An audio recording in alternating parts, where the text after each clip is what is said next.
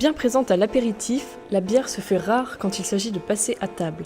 Il est difficile d'envisager la boisson mousseuse à la place du vin. Bien plus chic, plus raffiné et plus élégant, le verre de vin est rarement détrôné. Et pourtant, la bière a toutes ses preuves à faire. Viticulteurs, cavistes et restaurateurs, tous commencent à s'adapter à la tendance bière marquée par le développement des brasseries artisanales. Comme dans celle d'Amboise. Ici, les champs d'orge côtoient désormais les 22 hectares de vignes du domaine de la closerie de Chanteloup, là où Willy Deben est viticulteur depuis 2017. Mais aujourd'hui, c'est jour de brassage. En plus de produire du vin, il a décidé de suivre une formation pour se lancer dans la bière il y a 3 ans. L'envie de tester, oui, mais pas que. Les raisons de ce choix sont nombreuses. Quand on a commencé, au début, quand j'ai fait ma formation, j'ai mis un peu de bière du Nord, des brassages que j'avais rencontrés là-bas.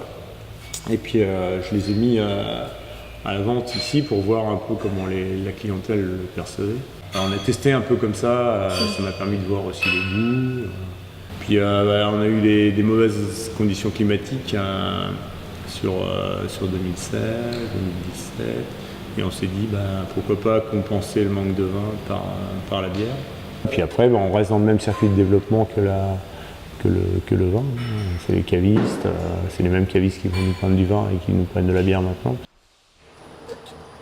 Aujourd'hui, il produit entre 900 et 1000 litres de bière par semaine. Un travail qui demande rigueur et patience.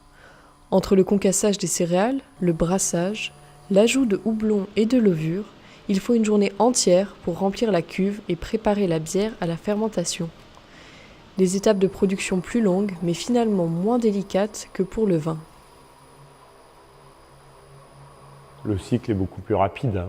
Et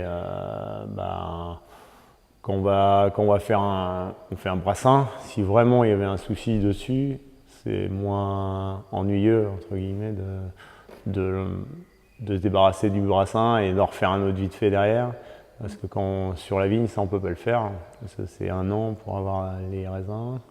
Et on n'a pas le choix, quoi. Enfin voilà, les raisins sont là et on peut pas s'amuser à acheter parce que ça nous plaît pas. Alors que sur la bière, c'est assez facile on jette, on recommence. Si la bière a l'avantage d'être moins contraignante que le vin à réaliser, elle est aussi plus ouverte à l'expérimentation. On casse les gros morceaux. On fait des essais, par exemple dans la noire on a mis des grues de cacao pour avoir l'amertume du cacao, voilà, des choses comme ça. On peut faire des essais sur tous les fruits, toutes les herbes.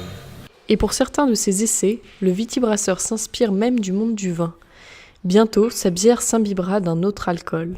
On a été chercher des fûts sur Cahors. Donc dans ces fûts-là, ils ont contenu un alcool, enfin un apéritif qui est fait à base de vin et d'alcool. Donc ça s'appelle du ratafia. Donc on a c'est les fûts qui ont contenu l'alcool cet apéritif pendant 4 ou 5 ans. Donc on a tous les arômes de l'apéritif qui est dedans. Et donc on va faire une bière un petit peu plus forte en alcool et puis on va la mettre à l'intérieur pour qu'elle récupère un peu tous ces arômes pour éviter qu'ils soient perdus, quoi. Portée par toutes ces nouvelles recettes, la bière devient une réelle affaire de goût. C'est la raison pour laquelle les accords mets et bière s'enrichissent. Mais encore faut-il savoir la déguster. C'est ce qu'a appris Mathilde Collinet lors de sa mention complémentaire en formation de sommelière. En 2014, elle s'essaye à un concours de biérologie où elle finit 3e.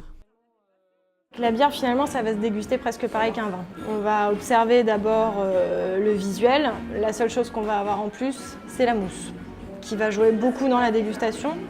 Mais vous allez avoir la robe, donc les blanches qui vont être très troubles, les blondes qui vont être très dorées en général, les ambrées et puis les brunes, très opaques.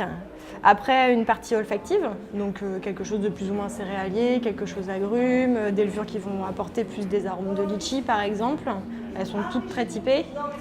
Et après la dégustation, donc justement on revient à la mousse, la première partie qui va être la texture de la mousse, qui va être plus ou moins crémeuse. Et après la pétillance, la goulayance de la bière. Et puis après la finale, la longueur, etc. Une fois que la dégustation de la bière est maîtrisée, il est temps de passer à table. Au-delà des idées reçues que l'on peut avoir lorsqu'on associe bières et mets, il existe des manières plus raffinées de consommer cette boisson alcoolisée. Un exemple hyper intéressant, des Saint-Jacques à la vanille. Si tu mets une bière blanche en face avec une rondelle de citron, la bière blanche, ça va avoir un côté très gourmand, très frais en même temps et un peu iodé. Et le côté un peu plus gourmand de la bière blanche en elle-même qui va s'accorder pile poil avec la vanille. Avec une côte de veau par exemple, une petite côte de veau au romarin, là sans problème, on peut mettre en face une bière de printemps. Les bières de printemps, nous on va travailler aussi avec la brasserie Joli Cœur, qui va travailler sur des mâles qui vont être très, très floraux, très gourmands. Et le côté romarin justement avec ça, ça va être super sympa. Pour un dessert, un gâteau au chocolat, je ne mettrai pas une brune. Le côté brune, les brunes en fait ça va être très riche. Alors c'est chocolaté, un peu caramélisé en général, mais c'est des bières qui sont assez lourdes. Et le gâteau au chocolat en face, c'est riche aussi, donc on ne s'éclate pas forcément à mettre quelque chose de riche avec quelque chose de riche. Au bout d'un moment, surtout en fin de repas, ça fait vraiment beaucoup. Là, en l'occurrence, si vous faites un gâteau au chocolat avec du beurre salé, par exemple, un chocolat à 75%, un chocolat un peu amer, il y a une brasserie qui s'appelle la brasserie de Sulose, qui est en région PACA, qui va travailler sur des bières gouzes. Donc les gouzes, c'est des bières qui sont brassées avec de l'eau de mer. Et du coup, il y a ce côté très salin qui va ressortir, qui va rafraîchir le tout, qui va apporter beaucoup de longueur et qui va matcher avec le côté beurre salé aussi du gâteau au chocolat au beurre salé.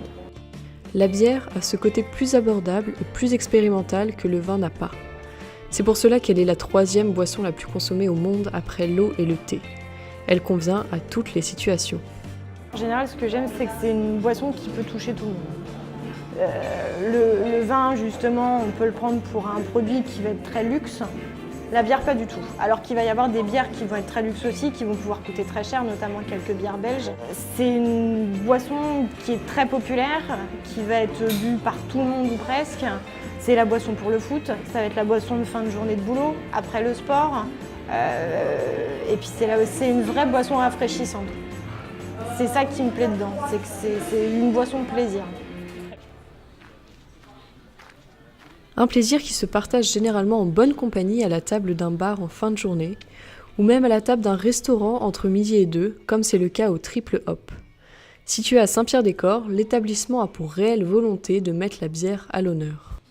On va dire que le projet Triple Hop est né il y a maintenant 1 an, au mois de mai l'année dernière, où on a changé de nom sur la structure et on a conceptualisé la cave en 3 pôles, un pôle restauration, un pôle bar et puis un pôle cave à bière et spiritueux. La combinaison cave-restauration est un pari réussi pour Fabien Brohan. Tous les midis, la salle du Triple Hop se remplit pour accueillir les gourmands et les amateurs de bière. Moi à la base, je suis issu du milieu gastronomique.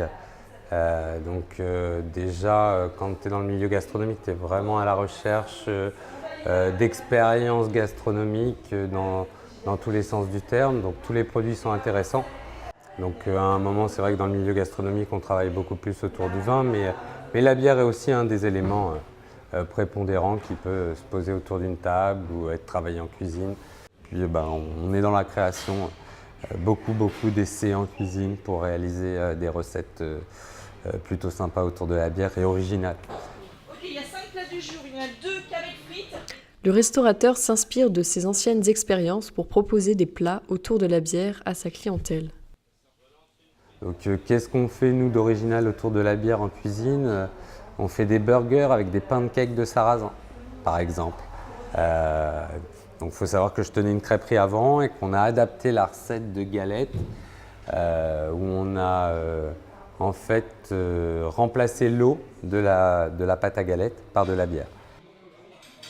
En mêlant cuisine et bière, l'intérêt pour cette boisson se voit renouvelé. D'ailleurs, le marché de la bière est en pleine effervescence.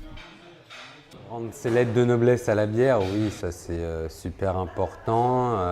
C'est un monde qui est vraiment en train de se fédérer complètement, qui va aboutir demain sur une hiérarchie qui va se faire comme dans le vin, où je pense que moi, à l'avenir demain, c'est en fonction du prix de la bière, on aura déjà une idée de la qualité. Aujourd'hui, ce n'est pas encore tout à fait vrai. C'est vraiment en plein mouvement. Mais les choses vont se caler, vont se tasser un petit peu et on va aller sur des produits de plus en plus haute qualité. Donc sûrement un petit peu plus chers, qui vont vraiment se démarquer. Et puis je pense que la jeune clientèle, là, les 20-trentenaires poussent énormément parce que c'est dans leur dynamique, ils commencent déjà à avoir une très belle culture bière, bien plus qu'un homme de 40 à 50 ans. Et ils aiment jouer avec les saveurs, les textures. Et c'est une palette qui est bien plus large que celle du monde du vin. Donc très intéressant de jouer avec autour de la table. La bière offre plein de possibilités à explorer, mais certaines associations avec le vin resteront tout de même bien ancrées. Aujourd'hui, on a créé une gastronomie qui se veut inviter la bière à table, mais on n'enlèvera jamais le vin aussi autour de la table. Les deux sont importants. La fine mousse fait sa place petit à petit sur les tables et se démocratise de plus en plus en France. Alors qu'il y a 10 ans, on ne comptait que 200 brasseries artisanales sur le territoire français, aujourd'hui, ce chiffre atteindrait les 1200 sites de production. Ainsi, selon l'Association des brasseurs de France, 70% de bières consommées par les Français seraient produites dans le pays.